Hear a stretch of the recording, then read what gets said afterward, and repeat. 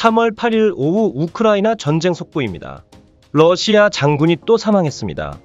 비탈리 게라시모프 소장의 사인이 교차 검증을 통해 확인된 것인데요. 민수용 전화기를 사용하다 우크라이나 정보국에 도청되어 목격을 당했다고 합니다. 이렇게 러시아군이 막대한 피해를 입는 동안 우크라이나에 막대한 양의 무기가 속속들이 도착하고 있습니다. CNN에 따르면 지난 3월 7일까지 대전차 미사일 17,000발, 2,000발의 스팅어 미사일을 비롯한 다수의 탄약이 우크라이나에 인도되었는데요. 전문가들은 이렇게 단시간에 대량의 무기가 원조 가능했던 것은 미국의 항공 수송 능력이 있었기 때문이라고 분석했습니다. 지난 3월 5일 미군은 폴란드의 외곽 지역에서 비행장을 건설하기 시작했는데요. 그로부터 이틀 뒤인 3월 7일에 건설을 완료해 보급을 시작했습니다. 이는 그야말로 경이로운 수준의 군수 지원 능력을 선보인 것인데요. 이외에도 미국은 추가적으로 3억 5천만 달러의 예산을 편성해 2억 4천만 달러치의 물자를 우크라이나에 보냈고 며칠 이내에 나머지 분량까지 보급을 완료할 것이라고 주장했습니다. 그런데 미국의 적극적 지원은 여기서 끝이 아닙니다. 미국 정부는 군사 지원 67억 달러, 난민 지원금 24억 달러로 총합 약 100억 달러의 우크라이나 특별 지원만을 의회에 제출해 우크라이나에 대한 지원 의지를 계속하고 있습니다.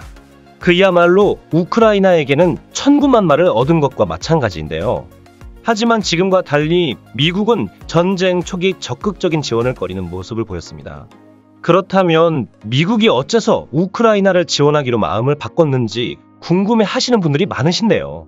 작년까지만 하더라도 미군은 아프간에서 막대한 지원을 쏟아부었음에도 패전한 것에 회의감을 느끼고 있었습니다.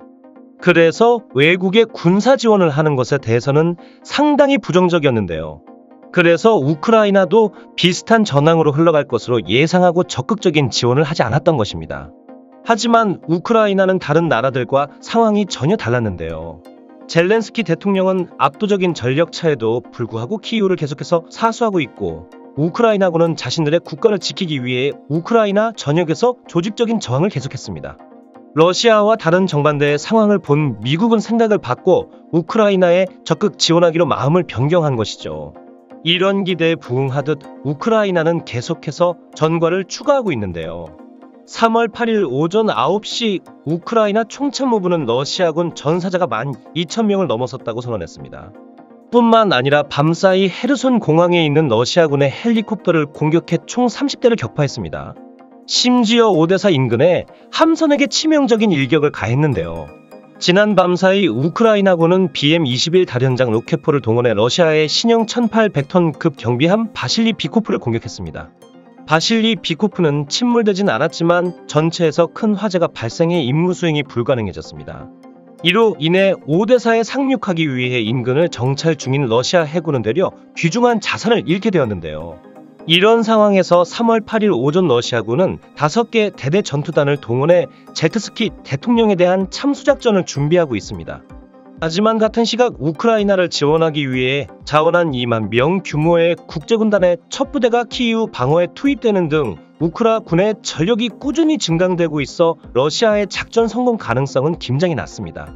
때문에 전문가들은 이번 공세마저 실패한다면 러시아군의 총체적인 붕괴가 시작될 수 있다고 보고 있는데요.